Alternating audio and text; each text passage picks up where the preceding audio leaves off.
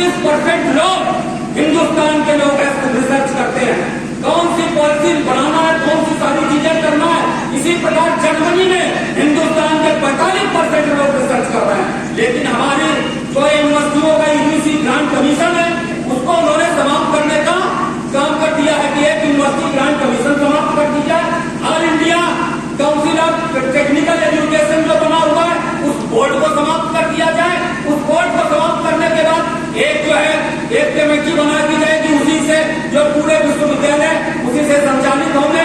और इस शिक्षा नीति में यह भी दिया गया है कि जो विदेशी फंडिंग, जो विदेश के विश्वविद्यालय हैं, वो सारे हैं, वो आपके बीच में आएंगे और जगह जगह जो है आपको जो है आपकी डिग्री बांटेंगे। आप जितना आप देख रहे हो देश के अंदर जितने भी प्राइवेट विश्वविद्यालय खोले गए हैं, चाहे जब भारतीय जनता पार्टी की सरकार में ही अभी तक खोले गए हैं, वो भारतीय जनता पार्टी की सरकार के जो विश्वविद्यालय हैं केवल वो डिग्री बेचने का काम कर रहे हैं। आप चले जाइए 1,25,000 1 लाख रुपया में आप BA और BSc की डिग्री ले आइए, आपको कहीं नहीं जाना है, कोई आपको वहां से दलाल मिल जाएगा। बहुत सारी यूनिवर्सिटियां खुली हैं, आप LLB की डिग्री ले आइए, आप MBA की डिग्री ले आइए, आप यहाँ तक की BA MS की डिग्री ले आइए, आपको कुछ करने की आवश्यकता नहीं है। तो ये केवल प्राइवेट जो स्कूल है, जो विदेशों से फंडिंग स्कूल होंगे, वो हमारे आपके बीच के बच्चों को पढ़ाने के लिए आपके बीच में नहीं भर्ती करेंगे। दूसरा चीज और मैं कहना चाहता हूँ, आप जब देख रहे हो जितने प्राइवेट स्कूल हैं, इंजीनियरिंग कॉलेज है, क्या किसान का बेटा बड़े बड़े इंजीनियरिंग कॉलेजों की फीस दे सकता है?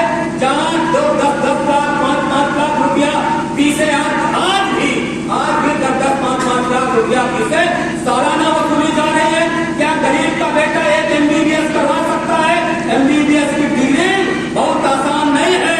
प्राइवेट कॉलेजों में, प्राइवेट यूनिवर्सिटियों में 1-1 करोड़ के ऊपर का पैकेज दे रहे हैं, तब आप MBBS कर पाओगे। कौन गरीब का बेटा सपना देख पाएगा कि जो है हम अपने बेटे को BAMS करवा लें, MBBS करवा लें।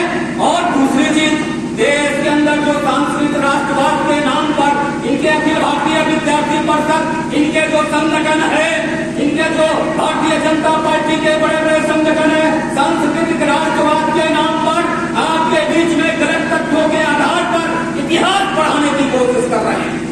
जो गुरु गोवर्धन का इतिहास पढ़ाना चाहते हैं, वो जो अलीगढ़ मुस्लिम यूनिवर्सिटी के इरफान हबीब का इतिहास आपको नहीं पढ़ाना चाहते, वो दूसरे ऐसे जनसंघों का इतिहास आपको पढ़ाना चाहते हैं जो अंधविश्वास की ओर ले जाने का काम कर रहा है। तो ये सारी चीजें न्यू एजुकेशन पॉलिसी के आधार पर जो हमारे बीच में गरीबों को, मजलूमों को जो है शिक्षा से वंचित करने का काम किया जा रहा है। दूसरा, सबसे ज्यादा जो उनके टारगेट में है, उस मुस्लिम है, कम्युनिस्ट है और क्रिश्चियन है, वो उनके